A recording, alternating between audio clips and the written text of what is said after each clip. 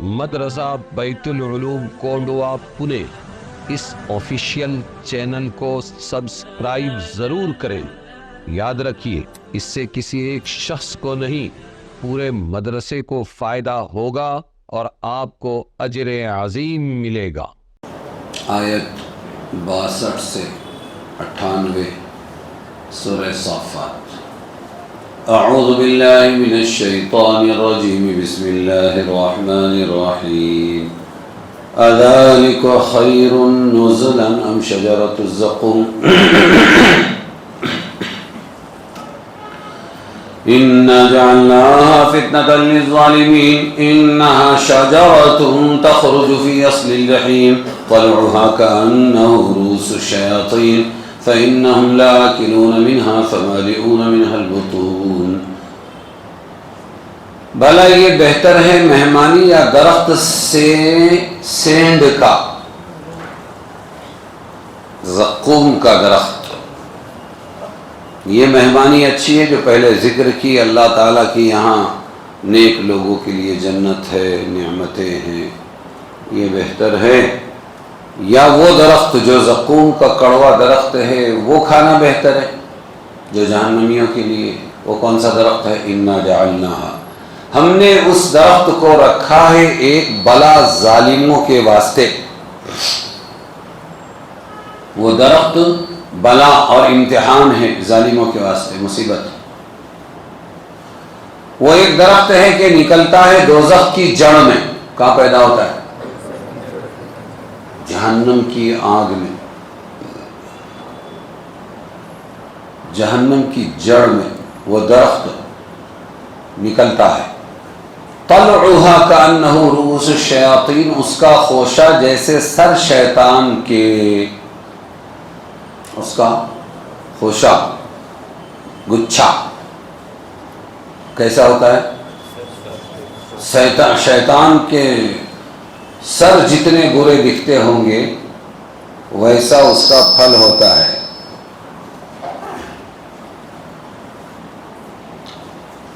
تو وہ کھائیں گے اس میں سے، پھر بھریں گے اس سے پیٹ، اس درخت میں سے کھائیں گے اور اس سے پیٹ بھریں گے، پھر ان کے واسطے اس کے اوپر ملونی ہے جلتے پانی کی، ملونی ہے جلتے پانی کی، پیپ، کھولتا ہوا پیپ ہے۔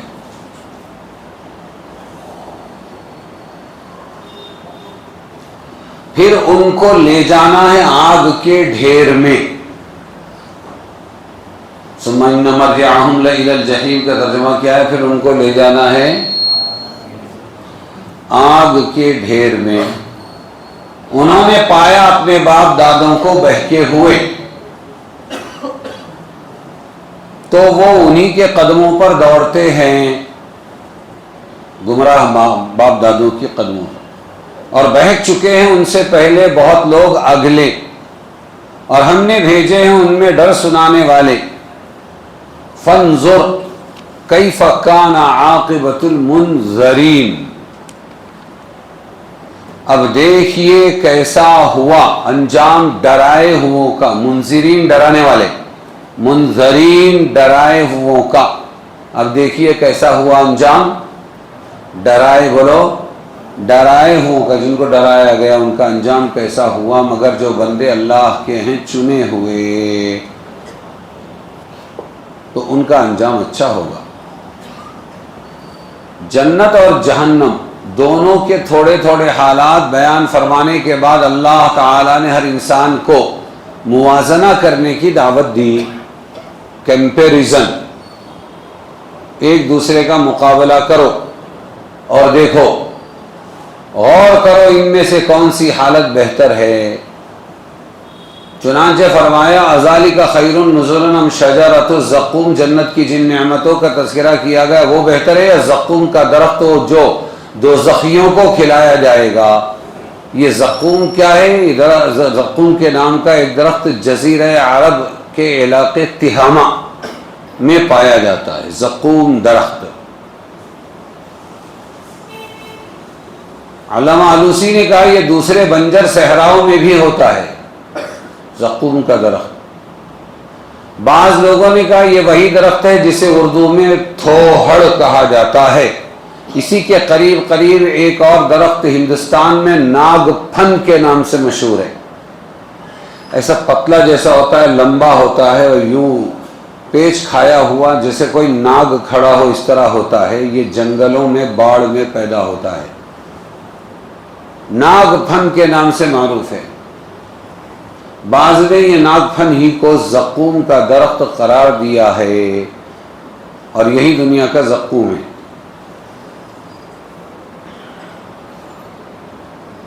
بعضوں نے کہا وہاں کا زقوم جہنم کا بالکل الگ ہے، لیکن مشابہت کے لیے دنیا کے زقوم کے جیسا اس کو کہتے ہیں۔ جیسے سانپ بچھو وہاں بھی ہے یہاں بھی ہے، دونوں میں فرق ہے۔ ہم نے اس زقوم کے درخت کو ظالموں کے لیے فتنہ بنایا ہے، عذاب مراد ہے۔ کیا بنایا ہم نے؟ عذاب، آزمائش بنایا ہے، یہ بھی ہو سکتا ہے۔ جب ڈرایا گیا تو کفار عرب اس میں ناکام رہے، بلکہ اور مذاق کرنے لگے۔ جب یہ آیت سنائی کہ ہم غیر ایمان والوں کو زقوم کا درخت کھلائیں گے، تو ابو جہل نے اپنے ساتھیوں سے کہا تمہارا دوست محمد ابن عبداللہ، تمہارا دوست محمد ابن عبداللہ یعنی حضور صلی اللہ علیہ وسلم کہتے ہیں کہ آگ میں ایک درخت ہے۔ کدھر ہے؟ جہنم کی آگ کی جڑ میں۔ حالانکہ آگ تو درخت کھاتی ہے، آگ کیا کرتی ہے؟ درخت کو کھا لیتی ہے۔ اور خدا کی قسم ہم تو یہ جانتے ہیں کہ زقوم کھجور اور مکھن کو کہتے ہیں۔ کس نے کہا؟ اس نے، ابو جہل۔ تو آؤ یہ دیکھو یہ کھجور مکھن کھاؤ۔ اس نے بولا، مذاق اڑایا۔ ایسا کیوں کہا؟ یوں ہی نہیں کہا، بربری زبان ہے۔ کون سی؟ بربری زبان میں زقوم کھجور اور مکھن ہی کو کہتے ہیں۔ وہ معلوم تھا ابو جہل کو، تو اس نے اس سے فائدہ اٹھا کے مذاق اڑایا کہ چلو ٹھیک ہے، اس سے کیا بگڑنے والا ہمارا۔ اور دوسرا اعتراض یہ ہے کہ جہنم میں آگ، یہ ہوگا جہنم کی آگ میں درخت، ارے رہے گا ہی نہیں، اس لیے کہ آگ تو کیا کرتی ہے۔ اب ان کا یہ اعتراض کہ جہنم کی آگ میں درخت جو ہے جل جائے گا، نہیں، ہر ایک کا کیڑا رکھا ہے اللہ تعالیٰ نے۔ مجھے تعجب ہوا جب میں نے لال مرچی کے اندر پاؤڈر میں اور مسالے میں نے کیڑے دیکھے۔ مرچی کے اندر کیڑے ہوتے، ہر چیز میں کیڑا ہوتا ہے۔ تو اللہ تعالیٰ نے ایسا بنایا ہے، آگ میں جلنے کے بجائے وہ آگ میں اور پلتا ہے۔ کئی حیوانات موجود ہیں جو آگ ہی میں زندہ رہ سکتے ہیں، آگ انہیں جلانے کے بجائے اور زیادہ طاقتور بناتی ہے۔ زقوم کا پھل شیاطین کے سروں کے جیسا ہے۔ سمجھ میں آیا؟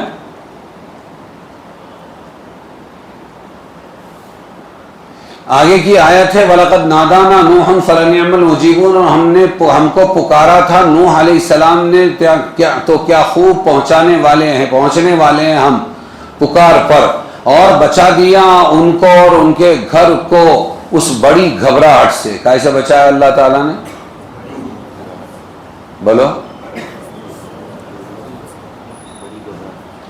بڑی گھبراہٹ سے بچایا اللہ تعالیٰ نے، کرب عظیم، اور رکھا ان کی اولاد کو وہی باقی رہنے والی، اور باقی رکھا اس پر، یعنی نوح علیہ السلام پر پچھلے لوگوں میں کیا باقی رکھا کہ سلام ہے نوح پر سارے جہان والوں میں، سلامتی کے ساتھ ان کا نام لیا جاتا ہے۔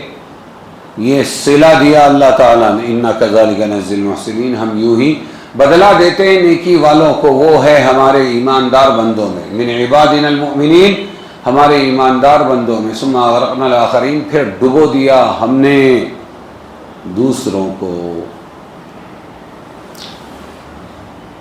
نوح علیہ السلام کا تذکرہ کیا کہ ان کی قوم نے ان کی بات نہیں مانی،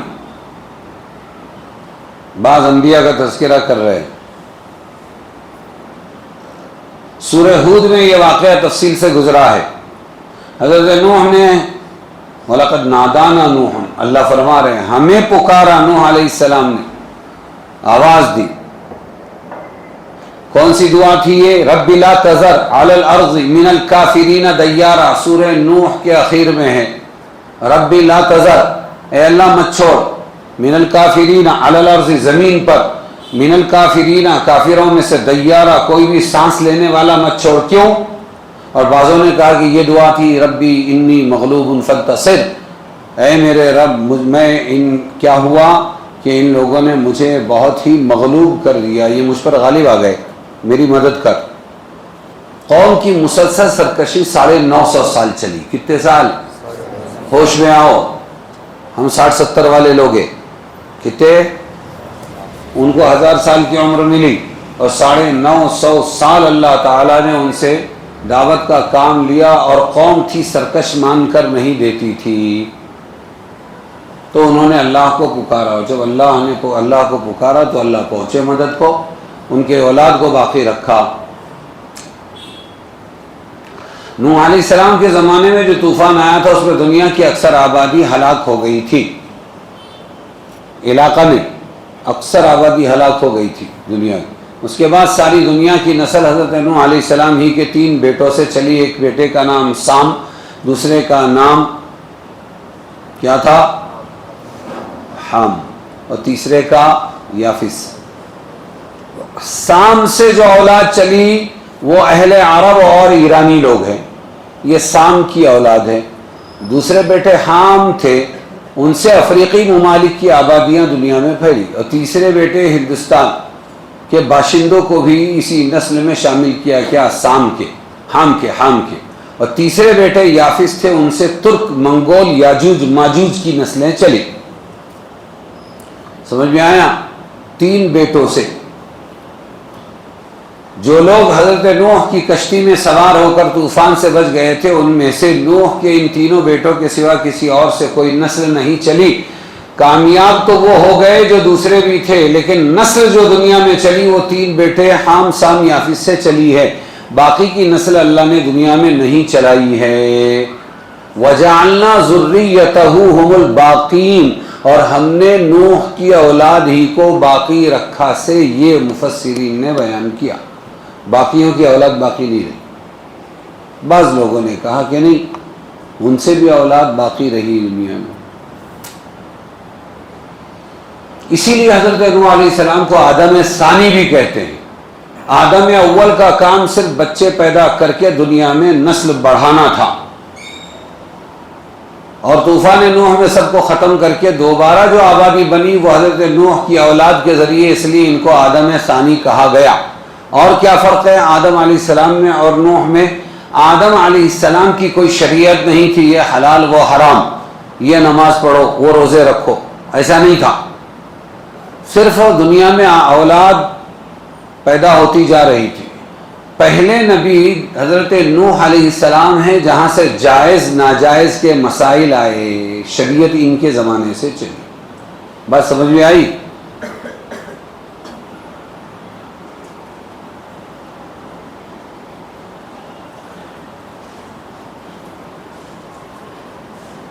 وَتَرَكْنَا عَلَيْهِ فِي الْآخِرِينَ سَلَامٌ عَلَى نُوحٍ فِي الْعَالَمِينَ. ہم نے ان کے لیے پیچھے آنے والے لوگوں میں بات رکھ دی کہ نوح پر سلام ہو عالم والوں میں. اس کا مطلب یہ ہے کہ حضرت نوح کے بعد جو لوگ پیدا ہوئے ان کی نظر میں حضرت نوح کو ایسا معزز و مکرم بنا دیا کہ وہ قیامت تک حضرت نوح علیہ السلام کے لیے سلامتی کی دعا کرتے رہیں گے. چنانچہ واقعہ بھی یہی، وہ تمام مذاہب میں جو اپنے آپ کو آسمانی کتاب سے منسوب کرتے ہیں، سب کسی نہ کسی، سب کے سب حضرت نوح کی نبوت اور تقدس کے قائل ہیں. مسلمانوں کے علاوہ یہودی نصرانی بھی آپ کو، نوح کو اپنا پیشوا مانتے ہیں. یہ خصوصیت ایک ان کی ہے، اور یہ خصوصیت حضرت ابراہیم کی بھی ہے. سب لوگ ان کو اپنا بڑا مانتے ہیں. سمجھے؟ آگے ہے، اور اسی کی راہ والوں میں ہیں ابراہیم. وَإِنَّ مِن شِيعَتِهِ لَإِبْرَاهِيمَ، اور نوح کی راہ والوں میں ہے ابراہیم. جب آئے اپنے رب کے پاس لے کر دل، کیسا دل لائے؟ صاف دل، قلب سلیم. جب آئے لے کر دل صاف، یعنی خالص ہماری طرف متوجہ ہو کر آئے، کسی اور کی ملاوٹ نہیں تھی۔ جب کہا اپنے ابا کو، کس نے؟ حضرت ابراہیم نے اپنے ابا سے کیا کہا؟ ان کے قوم کو، تم کیا پوجتے ہو؟ ماذا تعبدون ائفکن، کیا جھوٹ بنائے ہوئے حاکموں کو اللہ کے سوا چاہتے ہو؟ پھر کیا خیال ہے تم نے اپنے پروردگار عالم کو کیا سمجھا ہے؟ کیا خیال کیا تم نے اپنے پروردگار عالم کو؟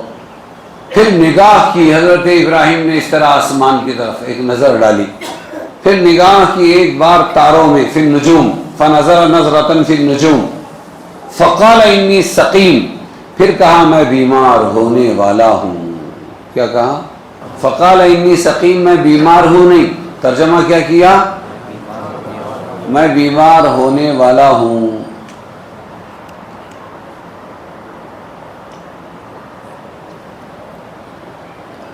ایسا کیوں کہا؟ کچھ لوگ کہیں گے کہ بیمار نہیں تھے، پھر جھوٹ کیوں کہا؟ نبی جھوٹ نہیں بولتے،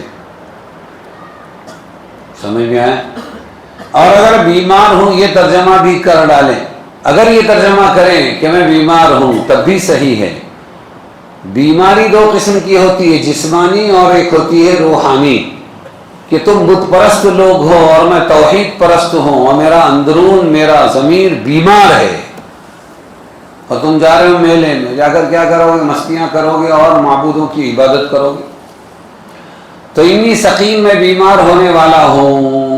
پھر گئے اس سے پیٹ دے کر، ٹھیک ہے ابھی اپنے کام کا نہیں، چلو نہیں تو لے جا رہے تھے تشکیل کر کے سب کو میلے میں۔ فراغ الی آلہتہم، تو یہ بت خانے میں گھسے۔ کون؟ بڑا ہتھوڑا ساتھ میں لے کر، سب پتھر کے تھے، بڑا ہتھوڑا لے کر یہ گھسے بت خانے، پھر جا گھسے ان کے بتوں میں، پھر بولے تم کیوں نہیں کھاتے؟ پرساد پڑا ہوا ہے، کھائیے نا۔ بتوں سے بات کر رہے ہیں، کس سے بات کر رہے ہیں؟ ہاں، یہ کیوں نہیں کھاتے تم؟ کھائیے نا۔ الا تاکلون، ارے تم بات بھی نہیں کرتے، کچھ بولتے بھی نہیں ہو، ما لکم لا تنطقون، تم کو کیا ہے کہ نہیں بولتے؟ پھر شروع کر دیا، ہتھوڑا لیا اور توڑنا شروع کر دیا۔ فراغ علیہم ضربا بالیمین،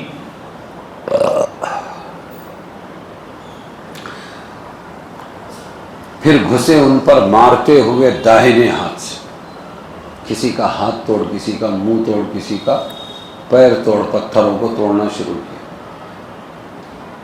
فاقبلوا الیہ یزفون، اب وہ میلے سے فارغ ہو کے آ گئے اور گئے بتوں کے پاس حاضری لگانے۔ پھر لوگ آئے اس پر دوڑ کر گھبرائے ہوئے، اب آئے ان کے پاس، کیونکہ یہ تذکرہ کرتے تھے۔ قال، تم نے کیوں توڑا اس کو؟ قال، ابراہیم بولے کیوں پوجتے ہو اپنے تراشے ہوں کو؟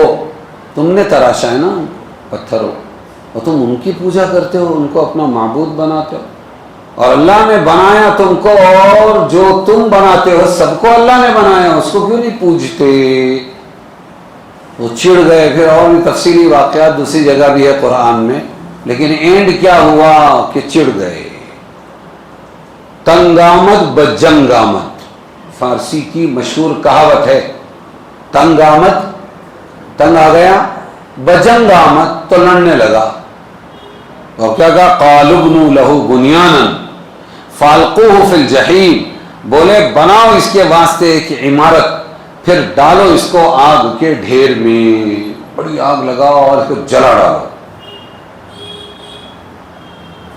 فَأَرَادُوا بِهِ كَيْدًا، تو اللہ فرماتے ہیں پھر چاہنے لگے اس پر بڑا داؤ کرنا، میرے ابراہیم پر بڑا داؤ کرنا چاہا۔ فَجَعَلْنَاهُمُ الْأَسْفَلِينَ، پھر ہم نے ڈالا انہی کو نیچے۔ کس کو نیچے کیا؟ دشمنوں۔ اور اوپر کس کو کیا؟ بولو نا، ابراہیم علیہ السلام کو کیا کر دیا؟ بولو، ہاں، اللہ نے ان کو نیچا کر دیا۔ نوح علیہ السلام کے واقعے کے بعد قرآن نے حضرت ابراہیم کی حیات کے دو واقعے بیان کی۔ ابراہیم علیہ السلام نے محض اللہ کے واسطے عظیم قربانیاں پیش کی۔ پہلا واقعہ یہاں بیان ہوا ابراہیم کو آگ میں ڈالنے کا واقعہ، اس کی تفصیلات سورہ انبیاء میں گزر چکی ہیں۔ ان من شیعتہ لابراہیم، انہی کے طریق والوں میں، نوح کے طریق والوں میں کون تھے بولو؟ شیعۃ عربی میں اس گروہ یا جماعت کو کہا جاتا ہے جس کے افراد بنیادی نظریات اور طور طریق میں ایک جیسے ہو۔ ایک جیسے کو کیا کہا جاتا ہے؟ شیعہ۔ کیا کہا جاتا ہے؟ تو نوح کے طریقے پر کون تھے؟ ابراہیم بھی تھے۔ بات سمجھ میں آئی کہ نہیں؟ بنیادی اصول دین میں دونوں کا مکمل اتفاق، تمام نبیوں کا یہی حال۔ بنیادی اصول دین میں سب ایک، جزیات میں فرق ہے۔ کالی پینٹ گھٹنا چھوڑو جی۔ اور یہ بھی ممکن ہے کہ دونوں کی شریعتیں بھی یکساں ملتی جلتی۔ واضح ہے کہ بعض تاریخی روایت کے مطابق نوح ابراہیم کے درمیان، نوح ابراہیم کے درمیان 2640 سال کا وقفہ ہے۔ کتنے سال کے بعد آئے ابراہیم حضرت نوح کے؟ کتنے سال کے بعد؟ 2640 سال کا وقفہ ہے، اور دونوں کے درمیان حضرت ہود اور حضرت صالح کے سوا کوئی اور نبی نہیں ہے۔ سمجھ میں آیا؟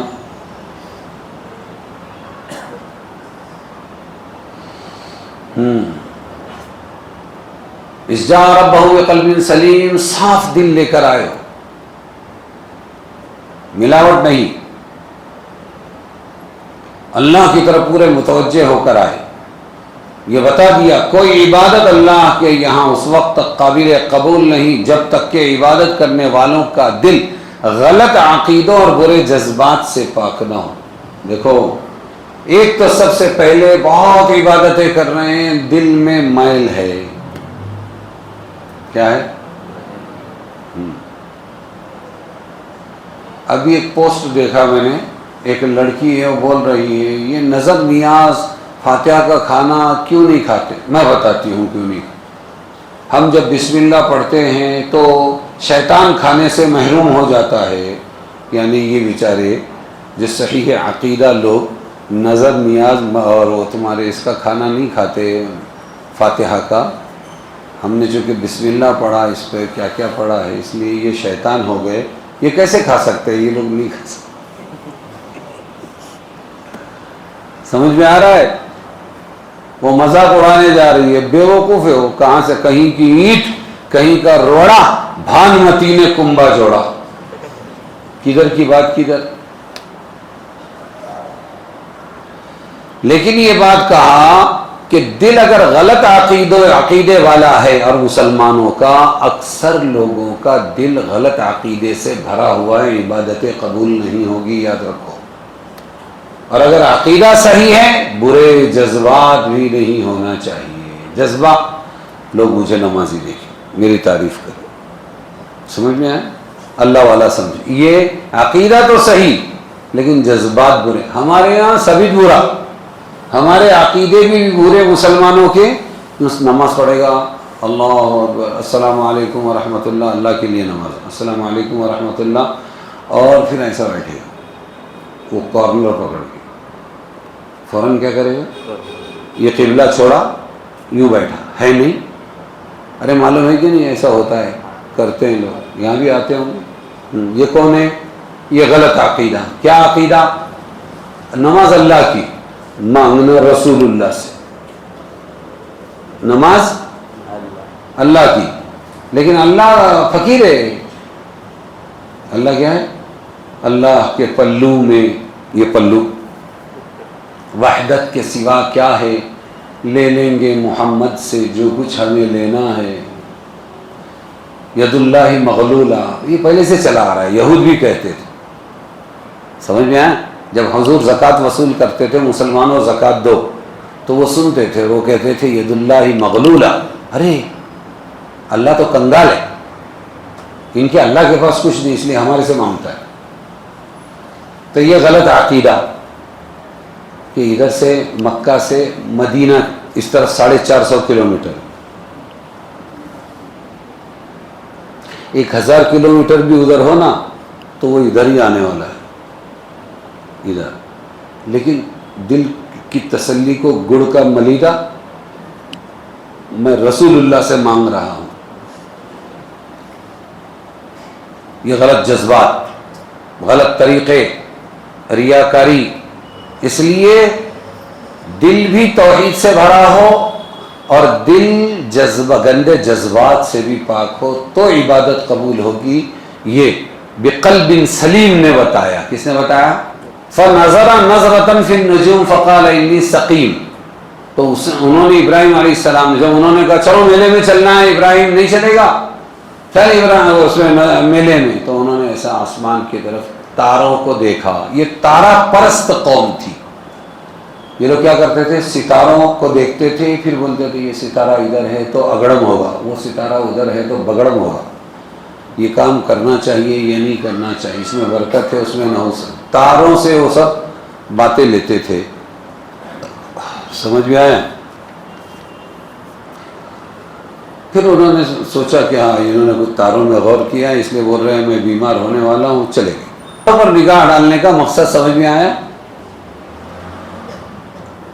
تاکہ یہ قوم یہ سمجھے کہ ہاں ہم بھی ستارہ پرست لوگ ہیں اور یہ بھی ستاروں میں دیکھ کر ہم کو بول رہے ہیں تو ان کی بات سچی ہے. ہو سکتا ہے ان کو بیماری کا سمجھ میں آؤ، بیمار ہونے والے اس لیے چھوڑ کے چلے گئے.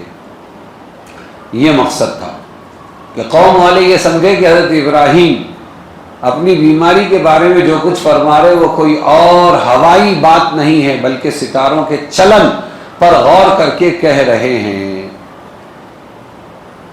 اگرچہ حضرت ابراہیم علیہ السلام بذات خود علم نجوم کے قائل نہ تھے، لیکن جشن میں شرکت کی، میلے میں شرکت کی، شرکت سے اپنے آپ کو بچانے کے لیے آپ نے طریقہ وہ اختیار کیا جو ان لوگوں کی نظر میں زیادہ قابل اعتماد ہو. اور چونکہ آپ نے زبان سے علم و نجوم کا کوئی حوالہ نہیں دیا، نہ یہ بتایا کہ ستاروں کو دیکھنے سے میرا مقصد علم نجوم سے مدد لینا ہے، بلکہ صرف نظر بھر کر ستاروں کو دیکھا، اس لیے اس میں جھوٹ بھی نہیں ہے. بات سمجھے؟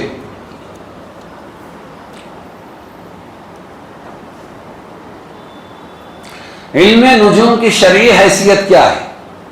ستاروں کے اندر علم ہے یا نہیں، اس علم کو ماننا نہیں ماننا، اس میں شرعی حیثیت کیا ہے؟ ایک تو یہ طے شدہ حقیقت ہے کہ اللہ تعالیٰ نے چاند، سورج اور ستاروں میں کچھ ایسی خاصیتیں رکھی جو انسانی زندگی پر اثر انداز ہوتی ہیں. ان میں سے بعض خاصیات ایسی ہیں جن کا ہر شخص آنکھوں سے مشاہدہ بھی کر سکتا ہے. مثلا سورج کے قرب و بعد سے گرمی اور سردی کا پیدا ہونا. سورج قریب آیا گرمی، سورج دور گیا ارے بولو تو کیا ہو جاتا ہے؟ سردی. چاند کے اتار چڑھاؤ سے سمندر میں مد و جزر، جوار بھاٹا، پانی اوپر آنا اور پانی نیچے جانا. کبھی تم دیکھو کہ سمندر کے کنارے یہ دور چلا گیا، کبھی ایک دم نزدیک آیا اور پھر جوشیں مار رہا ہے. یہ کیسے ہو رہا ہے؟ یہ ایٹومیٹک کنیکشن سٹی لائٹ. کون سا سٹی لائٹ؟ چاند. ارے سمجھے کہ نہیں؟ تو ہم کو یہ دکھتا ہے تو کچھ تاثیرات ہے، کچھ اثرات ہیں.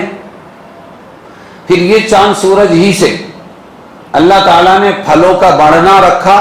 پھر پھل بڑھنے کے بعد ایک سے مٹھاس آتی ہے اندر اور دوسرے سے اللہ اس پہ کلر لاتا ہے. یہ دونوں کا تعلق، کلر اور مٹھاس کا تعلق چاند سورج سے ہے، ستاروں سے. ارے سمجھے کہ نہیں؟ تو ان ستاروں کے کچھ نہ کچھ اثرات ہیں، وہ آنکھوں سے دکھتے بھی ہیں، یہ اپنی جگہ ہے. لیکن اب اور اثر، اس میں اور اثر تلاش کرنا اور ماننا یہ شریعت میں نہیں، یہ حرام ہے. جیسے بعض لوگ کہتے ہیں کہ یہ بارش جو برسا ہے 9 ستارے نے بارش برسایا ہے. صلح حدیبیہ کی صبح میں حضور صلی اللہ علیہ وسلم فجر کی نماز پڑھنے کے بعد سب کی طرف متوجہ ہو کر بیٹھے، بارش برسی تھی اور کہنے لگے اللہ کو شکایت ہے کہ بعض لوگ مجھ پر ایمان لائے، وہ جنہوں نے کہا اللہ نے بارش برسایا، اور بعض لوگوں نے میرے ساتھ شرک کیا، وہ جنہوں نے کہا مطرنا بنوء کذا، ہم فلانے ستارے کی وجہ سے ہم پر بارش برسی. تو یہ کافر مشرک ہے. ارے سمجھے کہ نہیں؟ ایسی تاثیر کسی بھی پتھر میں نہیں ہے اور کسی ستارے میں بھی نہیں ہے. بات سمجھے؟ ہاں، یہ پتھروں میں تاثیریں چھوڑ دو، کہ یہ فیروزہ ہے، کیا کرتا ہے؟ روزی کی بندش کو دور کرتا ہے، وہ فلانا ایسا کرتا ہے، یہ محبت پیدا کرتا ہے اور یہ نفرت پیدا کرتا ہے، یہ عمر بڑھاتا ہے۔ کوئی کچھ نہیں بڑھاتا، پتھر پتھر ہے۔ ابن حجر اسود سے بڑھ کر کون سا پتھر ہوگا جس کی یہ تاثیر تو حدیثوں میں ہے کہ یہ چومنے والے کے گناہوں کو چوس لیتا ہے۔ تھا سفید ہو گیا کالا، اب ٹکڑے ٹکڑے بچے مسالے کے اندر، لیکن اس کو حضرت عمر کہہ رہے ہیں یا حجر اعلم انک لا تنفعنی ولا تضر، اے پتھر مجھے معلوم ہے کہ نہ تیرے میں میرے لیے نفع ہے نہ نقصان ہے۔ اگر میں نے حضرت محمد مصطفیٰ صلی اللہ علیہ وسلم کو تجھے بوسہ دیتے ہوئے نہ دیکھا ہوتا تو اللہ کی قسم میں تجھے بوسہ نہ دیتا۔ یہ ہے ایمان۔ اس بات کو اچھی طرح سمجھو، اچھے اچھے مولانا بن جاتے ہیں لیکن پونگا پنڈت ہوتے ہیں۔ کیا ہوتے ہیں؟ ہاں، پونگا پنڈت، کچھ نہیں معلوم، اور ان کے پونگا پنڈت ہونے کی وجہ سے جاہل ان پر مسلط ہو جاتے ہیں۔ مولانا تمہیں کیا کتائیں، ایسا کتائیں، ویسا کتائیں، دیکھو اس میں یہ تاثیر رکھتی ہے، ایسا ہوا، ہمارے باپ مرنے سے بچے، ہمارا بچہ جو ہے وہ بیمار ہو گیا تھا، ہمیں یہ پتھر اسے پہنا ہے، ادھر پہنا ہے، ادھر پہنا ہے، یہاں پہنا ہے، انہیں اچھا ہوا، تمہیں کیا بولتے ہیں، تاثیر نہیں ہے۔ ارے سمجھے کہ نہیں؟ نہیں ہے تو نہیں ہے۔ یا حجر، حضرت عمر تیرے میں نہ نفع ہے نہ نقصان، اس کو بولتے ہیں مولانا۔ کیا بولتے ہیں؟ ہاں، مضبوط بننا پڑے گا ورنہ عوام چھا جائے گی، شیطان کھا جائے گا تم کو۔ مضبوط ہونا چاہیے، ایک اللہ، اس کے بعد کچھ نہیں۔ تو کچھ تاثیرات چاند سورج وغیرہ اور ستاروں کے ہیں، وہ دکھتے بھی ہیں اپنے کو، سمندر میں دکھتے ہیں اور اسی طریقے پر پھلوں پر دکھتے ہیں، وہ اپنی جگہ اتنا ہے۔ اس کے بعد اور تاثیر کہ علم نجوم میں تم کو پڑھنا پڑے گا، یہ اگرم بگڑم۔ ہاں، کیا ہوا کہ تارا آج یہ ایک طرف ہے لیفٹ میں اور رائٹ میں 6 تارے ہیں، اس کا اثر یہ ہے کہ تمہاری بیوی کو بچہ ہونے والا ہے؟ بالکل نہیں، اس کا اس سے کوئی تعلق نہیں ماننا۔ ایمان بچانا ہے تو اس کو بولتے کہیں کی اینٹ کہیں کا روڑا، بھانمتی نے کنبا جوڑا۔ بالکل نہیں، توحید ایک اللہ سے ہوتا ہے، باقی کسی سے کچھ نہیں ہوتا۔ تو ان ستاروں کی خصوصیات صرف اتنی ہی ہیں جتنی عام مشاہدے سے معلوم ہوتی ہے۔ جہاں تک ان لوگوں کا تعلق ہے جو ستاروں کو مؤثر حقیقی مانتے ہیں، نہیں ستاروں میں بہت اثر ہوتا ہے، یعنی یہ سمجھتے ہیں دنیا کے انقلابات واقعات ستاروں ہی کے رہین منت ہے، ستاروں کی وجہ سے دنیا میں انقلاب آتا ہے، ستارے ہی دنیا کے تمام واقعات کے فیصلے کرتے ہیں۔ تو بلا شبہ ان کا خیال غلط اور باطل ہے۔ کیا ہے؟ اور یہ عقیدہ انسان کو شرک کی حد تک پہنچا دیتا ہے۔ اہل عرب بارش کے بارے میں یہی عقیدہ رکھتے تھے، ایک خاص ستارہ ہے جسے نون واو حمزہ کہتے ہیں، نو کہتے ہیں، بارش لے کر آتا ہے اور وہ بارش کے لیے مؤثر حقیقی کی حیثیت رکھتا ہے۔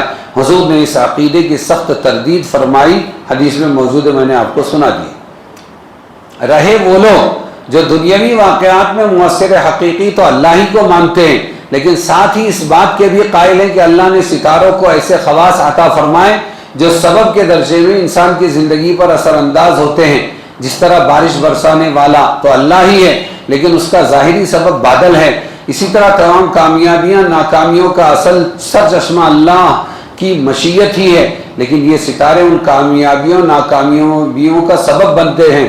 تو یہ خیال شرک نہیں، اور قرآن و حدیث سے اس خیال کی نہ تصدیق ہوتی ہے نہ تردید، تو چھوڑ دو نا پھر۔ من حام حول الحما عسى ان يقع فيه، حدیث میں ہے جو اپنے جانور لے کر کسی بھی کھیت والے کے باڑ یا بادشاہ کی باڑ تک گیا، قریب ہے کہ یہ منہ مار ڈالے گا اور پھر پھٹکے کھائے گا۔ گیا دوسرے کے کھیت تک لے کر اور اس کی باڑ میں اس نے منہ ڈال کے کچھ چرا تو پھٹکے پڑیں گے نہیں پڑیں گے، اس کو بھی اس کو بھی۔ تو کیا فرمایا حضور نے؟ جاؤ مت نا باڑ کے قریب، دور دور رہو نا۔ اب جو کہ دنیا کی تاثیر مانتے ہیں ان چیزوں میں، ستاروں میں، وہ ایک دن ہو سکتا ہے کہ وہ توحید کو بھی متاثر کر دے۔ لہٰذا یہ کچھ بعید نہیں کہ اللہ تعالیٰ نے ستاروں کی گردش، ان کے طلوع غروب میں کچھ ایسے اثرات رکھے ہوں۔ لیکن ان اثرات کی جستجو کرنے کے لیے علم نجوم حاصل کرنا، اب وہ اثرات ڈھونڈنے کے لیے ہمارا مرکز ہے چانترا، بہت پہلے کی بات، 35 سال پہلے کی، 40 سال پہلے کی بات، تو میری کچھ یہ تھی اس میں نگرانی میں، پارکنگ بھی لے لیتا تھا، سب سو رہے ہیں، ہم رات کی واچ میں نہیں کر رہے، بدل بدل کے لیتا تھا میں ذمہ داری، کبھی پارکنگ، کبھی کھانا پکانا، اور کبھی تمہارے رات کی نگرانی۔ تو رات کی نگرانی کرتے کرتے باہر میں اندر آیا تو ایک صاحب جاگ رہے تھے، مطلب بہت عبادت کر رہے ہیں، یہ بڑے میاں تھے، بڈھے 70 کے اوپر کے تھے وہ، تو وہ مصلی کے پاس تھے، باقی پورا مرکز سو رہا تھا، تو میں نے جھانک کے دیکھا کیا پڑھ رہے ہیں، کوئی کتاب پڑھ، تو اس میں لکھا تھا مالدار بننے کا نسخہ۔ 70 کے بعد، 70 سے اوپر تھے حضرت، وہ پڑھ رہے تھے مالدار بننے کا نسخہ۔ نسخہ استعمال کرتے کرتے پھسکا ہو جا، پھر بھی کچھ نہیں ہونے والا، نسخوں سے کوئی مالدار بن۔ تو ایسا ہے کہ ستاروں کے پیچھے پڑ گئے ہیں، کیوں کہ وہ کام بنانے والے، تو چھوڑ دو، اس کے لیے علم حاصل کرنا، کتابیں ہوتی ہیں، ہاں فلانا ستارہ ایسا، یہ اس کا یہ اثر ہے، فلانے ستارے کا یہ اثر ہے، مال ملے گا، اچھی جورو ملے گی، بیوی ملے گی، بچہ ملے گا، سب بنڈل۔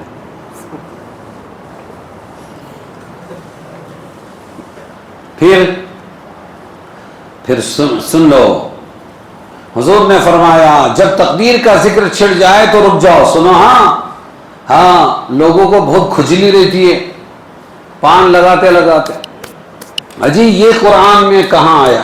ابے تو چونا کتھا والا، پان رگڑتے بیٹھنا، تیرے کو یہاں دین کی، مرکز کی، تبلیغ کی اور حدیث کی اور قرآن کی بات کرنے کی ضرورت ہی کیا ہے؟ لیکن مولانا کو کام کو لگا تو مولانا بھی پونگے رہتے، ہاں ایسا ہے تو پھر ایسا ہے نا، پھر ویسا ہے نا، شروع میں 1-2 بات اچھی تھی، بعد میں شیطان اٹکا دیتا ہے بیچ میں، مولانا بیچارے بولتے کہاں پھنسا ہے۔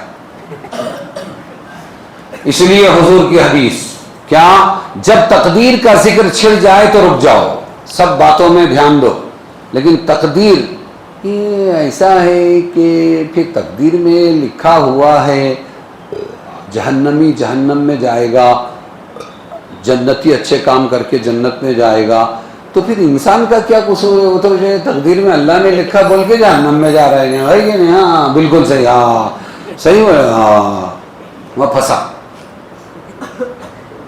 اردوٹ ہے، ادھورا ہے۔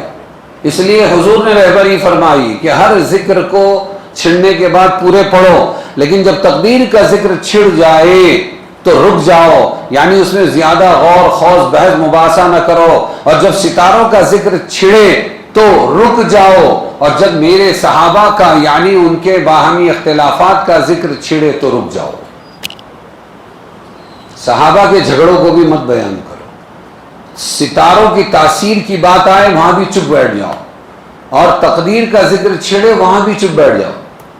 یہ بحث کرنے کی نہیں، یہ ماننے کی چیز ہے کہ تقدیر ہے، ان اللہ علی کل شیء قدیر، اللہ نے ہر چیز لکھ دی ہے، یہ ماننے کی چیز ہے، سمجھ میں آیا؟ اور ستارے کے اس کے کچھ اثرات ہیں، تاثیر ہے، کچھ نہیں ہے، اور ستارے مخلوق ہے۔ ستارے کیا ہیں؟ وہ خالق کے مقابلے میں نہیں آ سکتے، خالق مخلوق میں زمین آسمان۔ اور صحابہ کہ وہ حضرت معاویہ نے حضرت علی کے ساتھ، حسن کے ساتھ ایسا کیا ویسا کیا، بھائی اس بارے میں ہم کو خاموش رہنے کے لیے حضور نے فرمایا ہم کچھ نہیں بولیں گے، نہ تو تھا وہاں نہ میں تھا، لیکن حضرت معاویہ ایسے ویسے ہے، تو تو معاویہ ہے کیا؟ تجھے مانوں؟ حضرت فاروق اعظم کا فائنل فیصلہ سنو، فرمایا تعلموا من النجوم ما تهتدون به في البر والبحر ثم امسكوا احیاء علوم دین للغزالی۔ کیا کہہ رہے ہیں؟ دیکھو، ستاروں کے علم سے اتنا علم حاصل کرو جس کے ذریعے تم خشکی اور سمندر میں راستے جان سکو، اس کے بعد رک جاؤ۔ دیکھو جو اثرات معلوم ہو رہے ہیں، ستاروں کو دیکھ کر کشتیاں چلتی ہے، یہ ستارہ ہندوستان کی طرف جاتا ہے، مغرب کی طرف، یہ ستارہ مشرق کی طرف جاتا ہے، اس کو دیکھ کے چلتے ہیں، وہ نشان ہے۔ اور یہ کہ حضور کے صحابہ یہ تو اس سے آگے کے تھے، یہ ستاروں سے راستہ نہیں لیتے تھے، یہ ستاروں کے خالق اللہ سے راستہ لیتے تھے، جس کو اقبال نے کہا نشان راہ دکھاتے تھے جو ستاروں کو، کیا دکھاتے تھے؟ نشان راہ دکھاتے تھے جو ستاروں کو ترس گئے ہیں کسی مرد راہ داں کے لیے۔ تو زیادہ سے زیادہ دنیا کیا کر سکتی ہے؟ ستاروں سے اتنا علم حاصل کرو کہ یہ والا ستارہ مشرق یہ والا مغرب میں لے جاتا ہے، اس کے بعد رک جاؤ، اس کے بعد کیا کرو؟ آگے پڑھا بھی اچھی بیوی، خوبصورت بیوی ملنے کا نسخہ، ہاں مال حاصل کرنے کا نسخہ، دشمن کو قتل کرنے کا نسخہ، کہاں؟ ستاروں کے وہ اس میں کتاب میں لکھا ہے۔ چپ، حضور فرماتے رک جاؤ، حضرت عمر فرما رہے رک جاؤ۔ تو خلاصہ یہ نکلا کہ ستاروں کے علم کے پیچھے مت جاؤ، ہاں ستاروں کے علم میں بہت گھسو گے تو مر جاؤ گے، توحید تمہاری برباد ہو جائے گی۔ جتنی ضرورت ہے اتنا سیکھو، باقی رک جاؤ، ورنہ اسا ہونار جیوتیش پہنار تسا ہونار تجھا واٹولا ہونار مازا سانگلا ہونار۔ ایسا سمجھ میں آیا کیا؟ ایسے ہے تو طلبہ بہت خطرناک ہوتے ہیں۔ ایسا بیٹھا ہوا تھا، ایک پوپٹ بھی لے کے بیٹھتے تھے، وہ کارڈ بھی لے کے بیٹھتے تھے، پوپٹ ہلو سے آتا تھا، ایک کارڈ دیتا تھا، تمہارا واٹولا ہوگا، تمہارا ستیاناش ہوگا، تمہارے دشمن زیادہ ہوں گے۔ تو ہمارے طلبہ تھے، بہت بھاری تھے وہ طلبہ، تو ایک طالب علم سامنے سے گیا، صاحب بتاؤ میرا کیا ہوگا؟ ہاں اسا پہنا لاؤ، پہلے آٹھانے رکھو، تمہارا بہت برا ہونے والا ہے، تمہارا ستیہ۔ اور پیچھے سے دوسرا طالب علم چپل لے کے ایسا سر پہ کھڑا، اس کے سر پہ کیسا کھڑا؟ چپل۔ اور جیسی اس نے بولا تیرا برا ہوگا، واٹولا ہوگا، کب ہوگا؟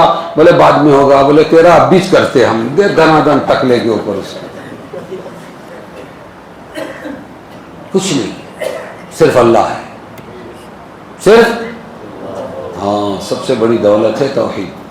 تو حضرت عمر نے فرمایا ستاروں کے علم سے اتنا علم حاصل کرو جس کے ذریعے تم خشکی، یہ ہمارے زمین پر اور سمندر میں راستے جان سکو، اس کے بعد رک جاؤ۔ کیا کرو؟ مت پڑھو اس کو، گمراہی کے سوا کچھ نہیں۔ مالدار بننے کا نسخہ کتاب لے کے قبر میں گیا اٹھا۔ یہ کس کا قول تھا جو میں نے سنایا؟ بولو ادھر دھیان دو، کس کا قول تھا؟ جی علامہ آلوسی نے اور بھی متعدد علماء نجوم کے اسی قسم کے اقوال نقل فرمائے۔ بہرحال یہ بات طے شدہ ہے، علم نجوم کوئی یقینی علم نہیں ہے، اور اس میں غلطیوں کے بے حساب احتمالات ہوتے ہیں، لیکن لوگ اس میں لگتے ہیں اور اس کو یقینی علم سمجھ لیتے ہیں اور یقینی درجہ دے بیٹھتے ہیں، اور اسی کے مطابق پھر فیصلے کرتے ہیں، اسی کی وجہ سے دوسروں کے بارے میں اچھی بری رائے قائم کر لیتے ہیں۔ دوسروں کے بارے میں اچھی صاحب میرا 10 تولہ سونا چوری گیا، پھر کیا ہوا کہ چور بتاؤ، اچھا ٹھیک ہے تمہارے گھر میں کون کون ہے، ایسا ویسا ہے، ذرا پین لیا لکھا وکھا، وہ تمہاری خالہ ہے نا، خالہ وہ کبھی کبھی آتی، وہ چور ہے، کیسے بتا رہا؟ آکڑے مکڑے، وہ آکڑے ماکڑے کہہ رہے ہیں، اچھی بری رائے قائم کر لیتے ہیں دوسرے کے بارے میں، اور سب سے بڑھ کر یہ کہ اس علم کا جھوٹا اپنا علم بعض اوقات انسان کو علم غیب کے دعووں تک پہنچا دیتا ہے۔ ایک دو اگر صحیح تیر نشانے پہ لگ گیا، تیر صحیح نشانے پہ لگ گیا، ارے میں تو سانپ بن گیا، سانپ بن کے کیسا تن گیا، اب ہم ٹھوکیں گے تو لوگ اپنے کو مہدی مانیں گے، نبی مانیں گے، ٹھوکو، بات سمجھے؟ اور ظاہر ہے کہ ان میں سے ہر چیز بے شمار مفاسد پیدا کرنے والی ہے۔ تیسری وجہ یہ ہے کہ یہ علم نجوم میں اپنے آپ کو لگانا زندگی کو برباد کرنا ہے، تو عمر عزیز کا ایک حصہ کیا ہو جاتا ہے؟ بولو ضائع ہو جاتا ہے۔ ابراہیم علیہ السلام کی بیماری کا مطلب میں نے بتا دیا کہ میری روح بیمار ہے، کہ تم شرک کر رہے ہو، مجھے شرک کی دعوت دے رہے ہو، بات سمجھے؟ تو میں اندر سے بیمار ہوں، یہ اپنی جگہ صحیح ہے بالکل۔ اس کو کہتے ہیں توریہ۔ کیا کہتے ہیں بولو؟ توریہ کیا ہوتا ہے؟ در حقیقت ان الفاظ کے ذریعے حضرت ابراہیم نے توریہ کیا. توریہ کا مطلب کوئی ایسی بات کہنا جو بظاہر واقعے کے خلاف ہو, سچائی کے خلاف ہو, ایسی بات کہنا, لیکن کہنے والے نے اس سے کوئی دور کے معنی مراد لیے ہو. میں بیمار ہوں, لوگ سمجھ رہے ہیں جسمانی بیماری, میں بیمار ہوں روحانی بیماری, دل کی بیماری, دماغ کے دکھنے کی بیماری, توحید سے تم لوگ دور ہو, شرک کر رہے ہو, وہ بیماری. تو الفاظ خلاف ظاہر بول کر دور کے معنی مراد لینا, اس کو کیا کہتے ہیں؟ بولو. توریہ. توریہ کیا کہتے ہیں اس کو؟ ہاں, کوئی ایسی بات کہنا جو بظاہر واقعے کے خلاف ہو, لیکن کہنے والے نے اس سے کوئی دور کے معنی مراد لیے ہوں جو واقعے کے مطابق ہو. ابراہیم علیہ السلام نے یہی کیا یہاں پر. کہ آپ کا مقصد وہ طبعی انقباض تھا جو آپ کو اپنی قوم کے مشرکانہ حرکت کی وجہ سے دل کا دکھنا تھا, وہ بیماری مراد لی. میں بیمار ہوں, انی سقیم. بات سمجھ میں آئی کہ نہیں؟ ہاں.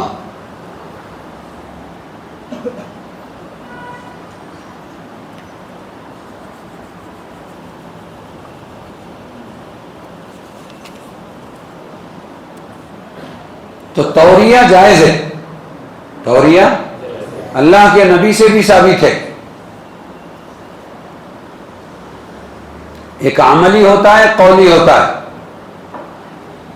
حضور صلی اللہ علیہ وسلم سے ثابت ہے. آپ ہجرت کے لیے تشریف لے جا رہے تھے, مشرکین آپ کی تلاش میں لگے ہوئے تھے مکہ میں, تو راستے میں ایک شخص نے حضرت ابو بکر سے حضور صلی اللہ علیہ وسلم کے بارے میں پوچھا کہ یہ کون ہے. دیکھو, ہاں, ابو بکر سے پوچھ رہے ہیں یہ کون ہے حضور کے بارے میں.